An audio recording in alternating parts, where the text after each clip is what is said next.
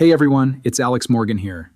And before you buy a single ounce of silver, before you average down, before you tell yourself this is the opportunity of 2026, I need you to stop and watch this carefully. Silver has just hit a new low for 2026.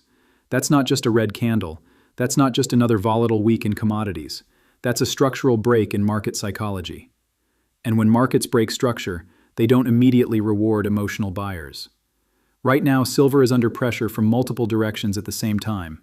Monetary pressure, industrial pressure, technical pressure, sentiment pressure.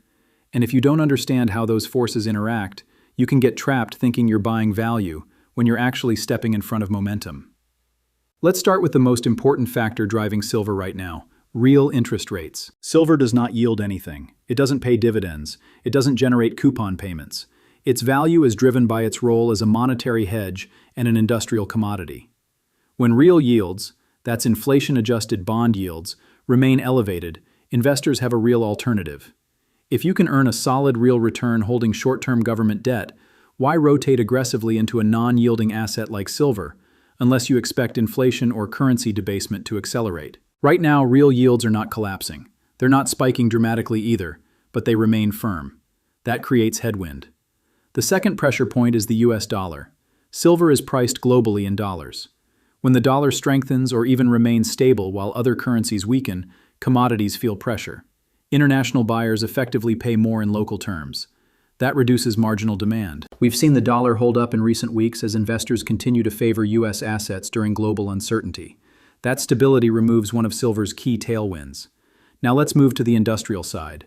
Silver is not gold. It's deeply embedded in manufacturing: electronics, automotive components, semiconductors, and especially solar energy. That means silver is sensitive to forward-looking growth expectations. Manufacturing data across major economies has been mixed. Some regions are stabilizing, others show softening. Purchasing Managers' Index data has not shown explosive expansion. It's been uneven. When industrial demand expectations soften even slightly, silver prices adjust quickly because traders anticipate reduced consumption. And here's what many retail investors misunderstand. Markets are forward-looking. They don't wait for confirmed recession. They reprice on expectation shifts. So when forward industrial demand projections become cautious, silver begins discounting that. Now combine this with technical structure. Silver breaking to a new 2026 low is not neutral. It tells momentum traders that prior support has failed. It tells algorithmic systems that breakdown signals are active. It tells leveraged long positions that risk needs to be reduced. When widely watched support levels fail, stop-loss orders trigger. Liquidity thins. Selling accelerates. And here's the dangerous part. When a market breaks down technically, value investors often rush in too early. They see lower prices and assume the worst is over. But breakdowns don't end simply because price is lower than it was last month. Sometimes breakdowns begin new repricing phases. Right now, we need to determine which environment we're in. Is this capitulation, or is this deterioration? Capitulation looks like extreme volume spikes, panic headlines, broad liquidation across correlated assets, oversold readings that stretch beyond normal historical bands. Deterioration looks like a steady grind lower, lower highs, failed rallies, momentum remaining negative. At the moment, we are closer to deterioration than capitulation. That means patience matters. Let's zoom out and talk macro cycle. Silver performs best in two environments: strong inflationary acceleration or clear monetary easing. We currently have neither. Inflation has cooled from peak levels, but it remains sticky enough that central banks are cautious. Policymakers are not aggressively easing. Liquidity is not flooding the system. At the same time, growth isn't booming, it's uneven. That leaves silver without a clear macro catalyst. In that gray zone, volatility increases and trends become fragile. Now let's talk about positioning. Futures market positioning shows how leveraged traders are aligned. If hedge funds and speculative accounts are reducing net long exposure, that signals reduced conviction. ETF flows matter too. If silver-backed ETFs see consistent outflows, it means capital is leaving the space. If flows stabilize and accumulation begins at lower levels, that's different. But you need to see that data, not assume it. Another key metric: the gold to silver ratio. When silver underperforms gold, the ratio widens. Historically, extreme widening sometimes precedes silver outperformance. But that doesn't mean it reverses immediately. Ratios can remain stretched for extended periods, especially during tightening cycles. So don't assume mean reversion happens on your schedule. Let's consider potential forward paths. First scenario, continued downside. If real yields stay firm and the dollar strengthens further, silver could test deeper support zones. Technical traders will target prior consolidation levels. Sentiment could weaken further before stabilization occurs.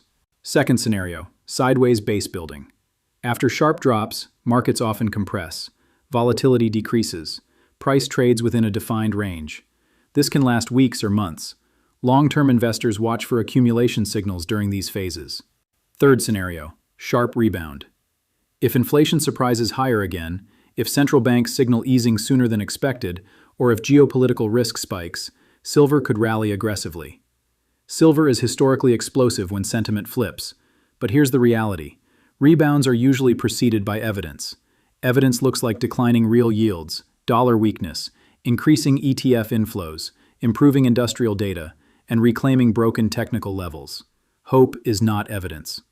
Now let's address psychology. When investors see a new yearly low, they anchor to previous prices. If silver was significantly higher earlier this year, today feels cheap. But markets don't care about past prices. They care about forward expectations. Buying simply because something is lower than before is not a strategy. You need a thesis. If your thesis is long-term currency debasement and structural debt expansion, then short-term volatility may not alter your conviction. But you must be prepared for deeper drawdowns. If your thesis is short-term rebound trading, you must wait for confirmation. Catching falling knives feels brave. It's often expensive. Another important factor is liquidity cycle. When central bank liquidity expands, precious metals benefit. When liquidity tightens, metals struggle. Liquidity right now is not decisively expanding. That limits silver's upside potential in the short term. Now let's think about risk management. If you are a long-term physical silver holder, accumulating gradually over decades, you may continue adding on weakness in small increments. Dollar cost averaging smooths volatility. But if you are trading leveraged ETFs or futures, this environment demands discipline. Momentum remains negative. You cannot ignore that. Define your time frame. Define your invalidation point. Define your allocation size. Markets punish undefined strategies. We also need to acknowledge volatility regime shifts. If broader markets experience increased volatility, correlations rise. Silver may move more in line with risk assets than independently. That increases unpredictability. So what should you watch next? Watch real yields closely. If they begin declining meaningfully, silver gets breathing room. Watch the dollar index. Sustained dollar weakness supports metals. Watch manufacturing PMIs. Improving industrial outlook strengthens silver's dual identity. Watch ETF flows and futures positioning. Accumulation matters. Watch whether silver can reclaim broken support levels. Technical reclaim often precedes sustained rallies. Until those align, caution is rational. Silver's long-term story tied to renewable energy and electrification remains intact. Structural demand from solar panels and industrial applications is real, but structural demand doesn't override macro cycles in the short term. Markets move in waves. Right now we are in a wave of repricing. Let the wave complete. Let structure rebuild. Let data confirm. Then act. There will always be another opportunity. Don't let urgency dictate your allocation.